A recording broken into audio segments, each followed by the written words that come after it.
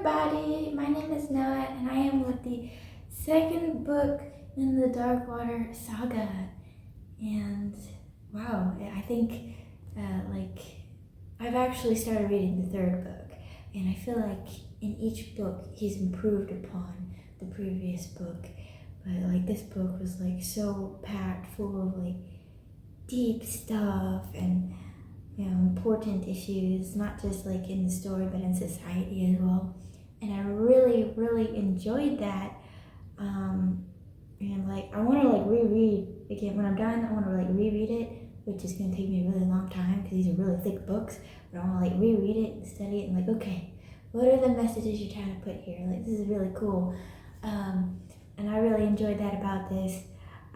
This book specifically, it takes place right after the events that unfolded in the Basilas festival, and the Vigil is cleaning up the mess pretty much, and there is still a threat from the Dark Water that they have to stop. The evil is still spreading and they have to stop it. And Willet is still a very important key character in this book, but we also get to touch a lot on the other characters as well. They take in some orphaned kids who are a part of what they call the urchins. So it's this group of kid thieves who go around stealing food and stuff to keep themselves fed until they're old enough to grow up and find a trade of some kind. And so they take in these, very what they consider low-level class people, but these kids, they're highly useful, they're highly intelligent, and one thing I like about this is that it shows that no matter your status in society, how important you are to it, and that really does matter. Status does not define you, and I like that about this book, and just the different personalities of the people there. Mr. Carr did a great job at expressing, and I really like that.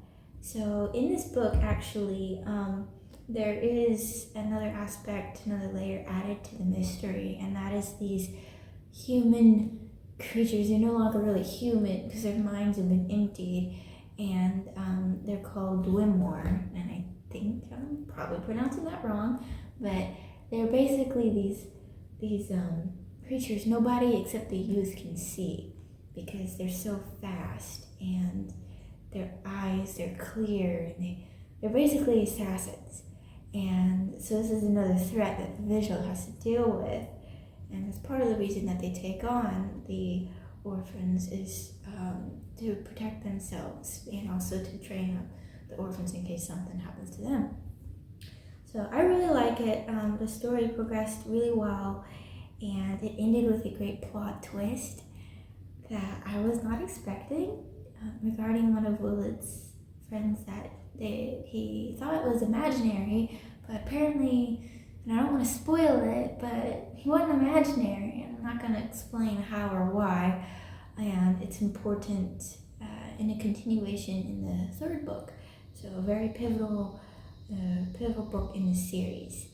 And one thing before we go, I do want to mention this book has one map, and I really love maps. Maps, they're just they're just as good as the books themselves. And same map in all three books, but I thought I would show it to you because it's absolutely awesome. Maps are cool. I love maps. So I wanted to show you that because when it has a map, that means it's good. It's a good book. So I really enjoyed it, and I'm excited to share with you the third book. Can't wait to finish reading that one, and stay tuned for next time. Bye!